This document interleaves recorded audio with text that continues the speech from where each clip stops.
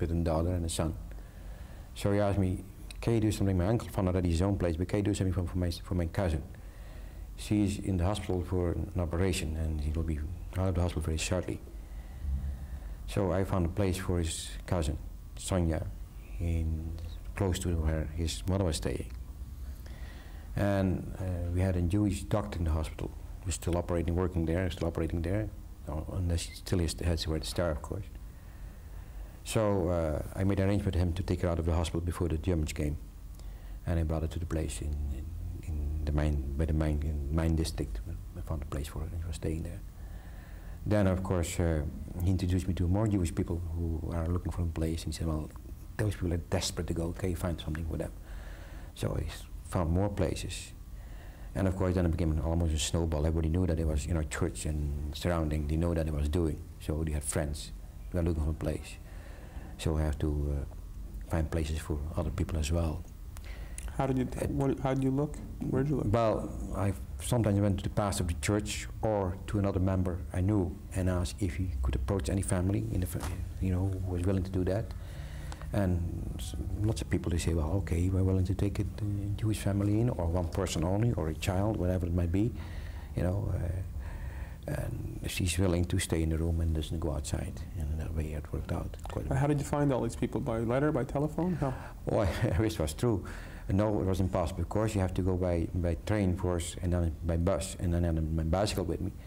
So we have to go back to these people, and they have to come back to me with a bag in order to tell me it was okay. They didn't have any telephone communication whatsoever. You know, they say, oh, you should give you a call and do that. So that makes it quite, you know, quite heavy on you, because if I come home at one night at 6 o'clock, you know, all these people in the city who are relying on me, they, one after the other, came over to my place, you know, to talk about problems they had. Sometimes I placed a Jewish person in a certain house, and it became dangerous, and they said, please come over, look for another space, because we don't trust it here anymore. And then we have to bring it to another place. What were the big problems you had in terms of helping people? The problem, of course, with the first place, you know, money wasn't a problem, because you didn't want, you know, it was quite expensive this time to live. So you have to find organizations who were willing to give money. But secondly, of course, was the problem to supply the food supply. As you know, we had food stamps. The only way to stay alive was use your food stamps if you go to a store. If you didn't have food stamps, you couldn't buy food in the normal market. And the only way to get food and clothes was on the black market, and it was very, very expensive. So there were several Jewish people who were hiding, who had to go to the black market, and they became almost broke because they had, you know, they didn't have enough sufficient money to stay alive. They didn't have food stamps? They didn't have food stamps because they didn't know what to do with.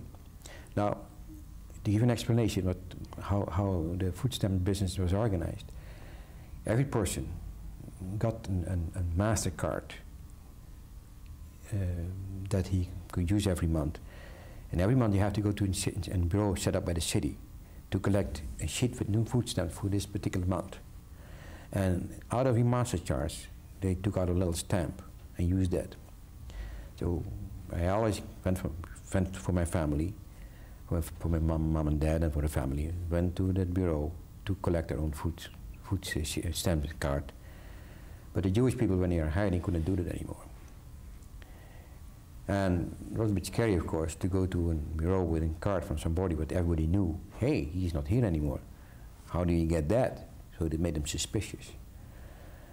So what I did, in the MasterCard, the master sheet was just a sheet inside in your MasterCard.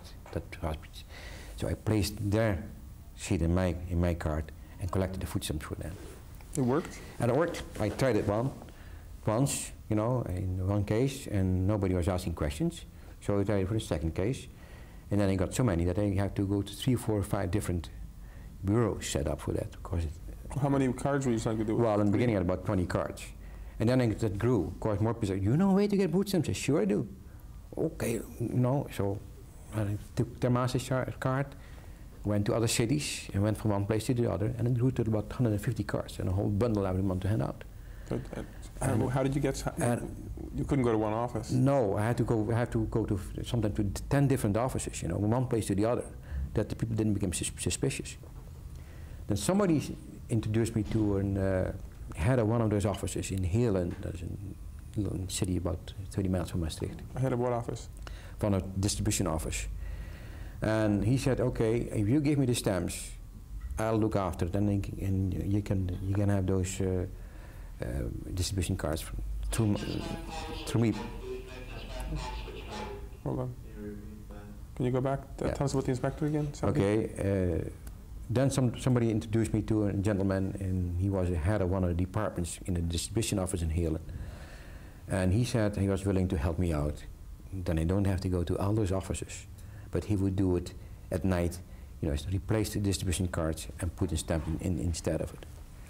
So every month I went to Heerlen and took the little stamps along, and he replaced them with the cards, big sheets. And then I have to go around from one place to the other to hand it out to the people who were hiding in places, and it was one place to the other. Except, of course, the people living in Amsterdam or Utrecht, they had to put an envelope and mail it to them.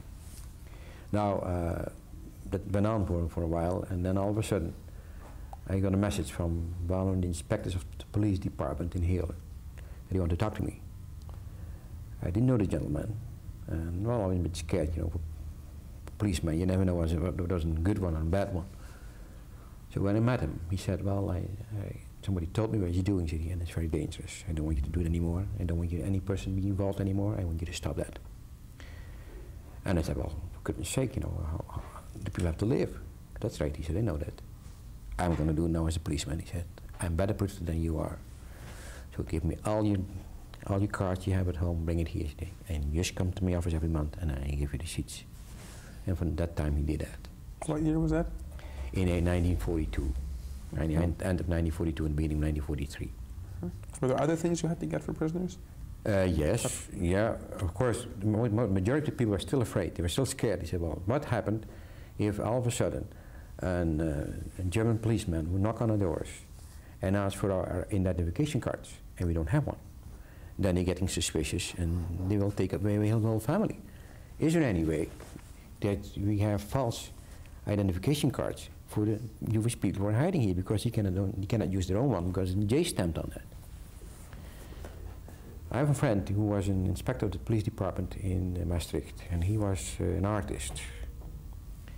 And after long consideration, he said, well, one way to do is, if you have an old identification card, we take off the top part, because the back part, the fingerprint of the person is on it.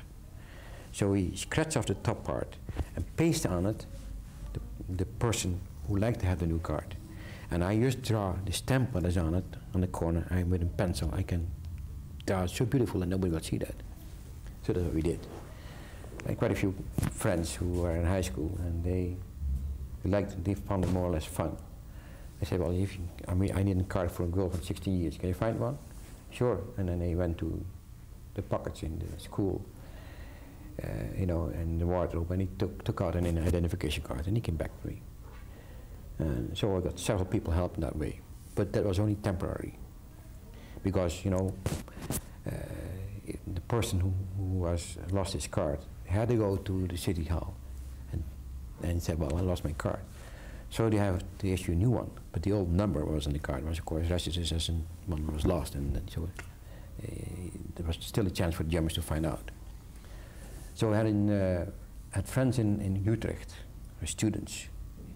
They were quite active in all kinds of students' organizations, and he told me we have a student organization in Amsterdam who print false identification cards, and that way you can have a complete new one with a number that's not registered.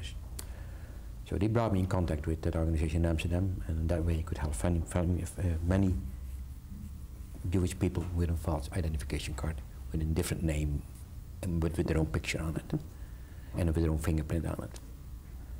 By now, it must have been 1943. What word was coming into Holland about treatment of the Jews elsewhere? Well, they started to pick up the Jews now.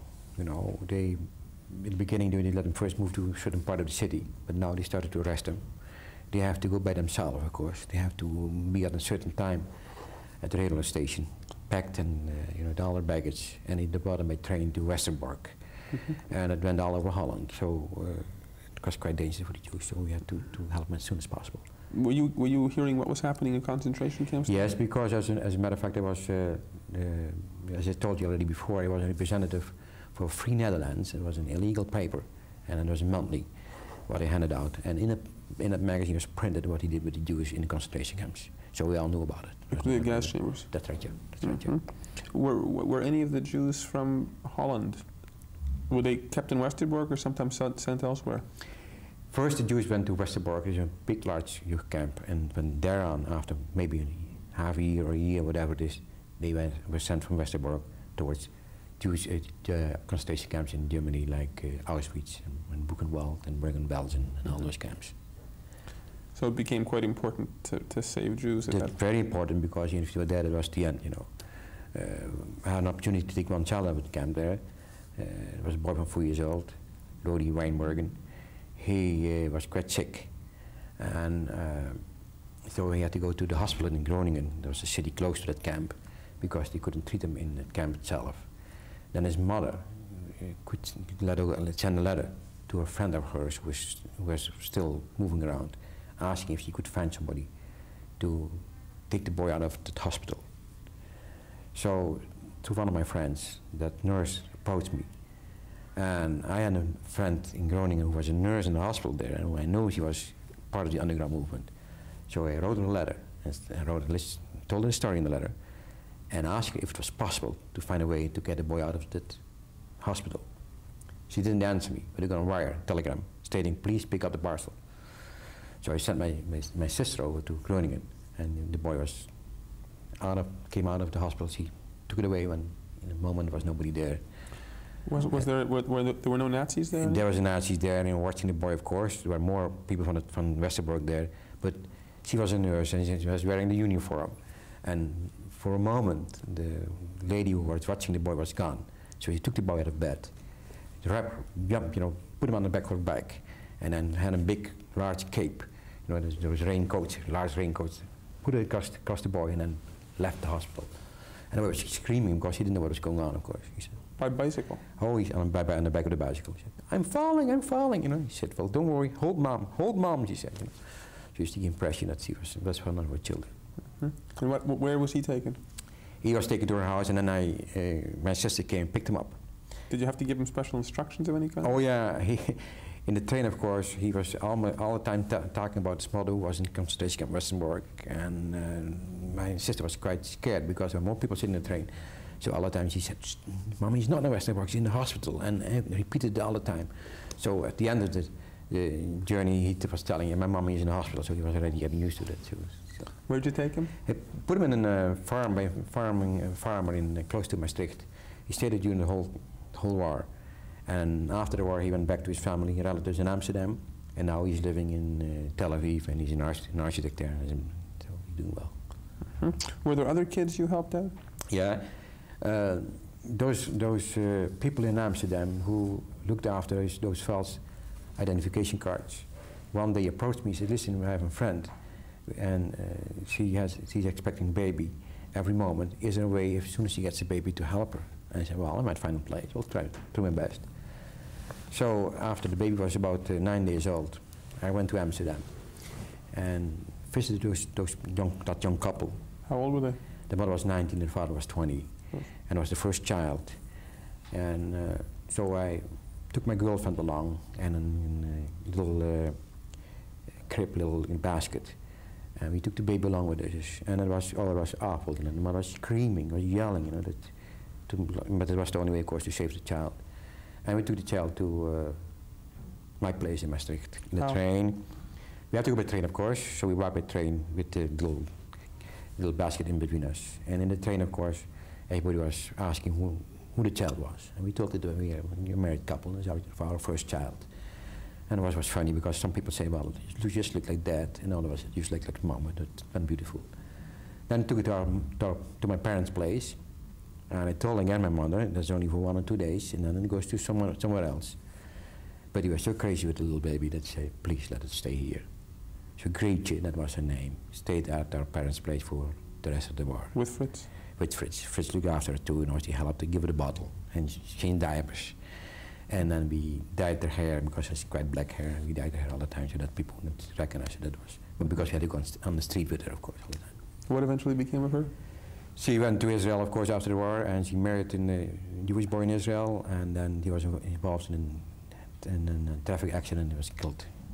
Yeah, it was quite very tragic. Yeah. Were there other kids or babies? Yeah, as soon as I was at the place to pick up the little girl, the neighbors came and he said, listen, we have a little girl too.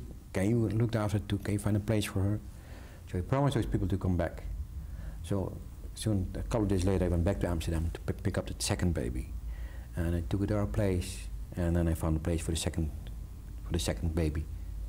I found a good place for that, and she stayed there during the whole war time. I came back, and he was, of course, saved after the war. But she was at your house for one of the... She was at our place for 2 nighs, again, with Fritz in a small house, it was a very small house. And I still remember, of course, that the little baby was in my sister's bedroom, and the second baby was at 2, and both started to cry at night. So my sister got so mad, she said, that's the end, said, you take one, I just in your room. So I got a baby in my room as well.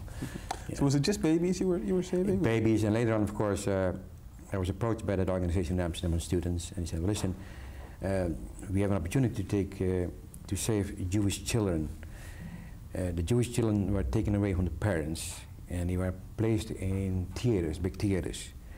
And then every morning at 10 o'clock, they went out for a walk under the guidance of German girls. And what those students could do, of course, they stepped into that group with walking children and took one out and ran away with it. And they had saved several of those kids, and they asked for a place for those children. So I went to members of our church in that district where all those coal mines are, and we discussed it, and I found a friend willing to look for places. So what happens every week, I got a telegram from Amsterdam mentioning something that the pastor was going to arrive or something like that. So then I went to the railroad station and picked up transportation with 8, 10, sometimes 12 kids. With some students who would bring in there, and I brought them to places in the Mijnstreek, where in the district where the coal mines are here, and they were staying there for the rest of the war, in those people's places. How often do you do this? Oh, about before I was arrested, about 4 or 5 times. How many kids? Oh, about total was about 50, 60 kids, yeah. Yeah, most of them survived the war. Mm-hmm. So,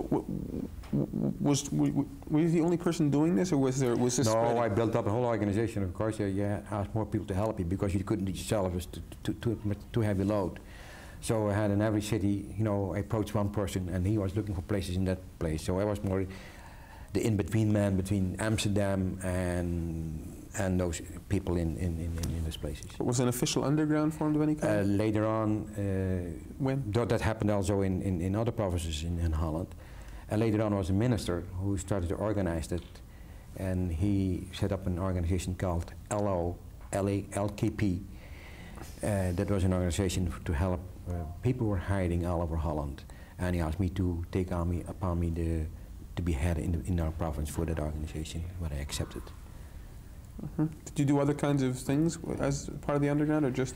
Well, if you're involved in the underground, then of course one make you do the other. For example, one day an American pilot came down. His plane came down to Maastricht, and the pilot came out with a parachute, and he was hiding somewhere in the bushes.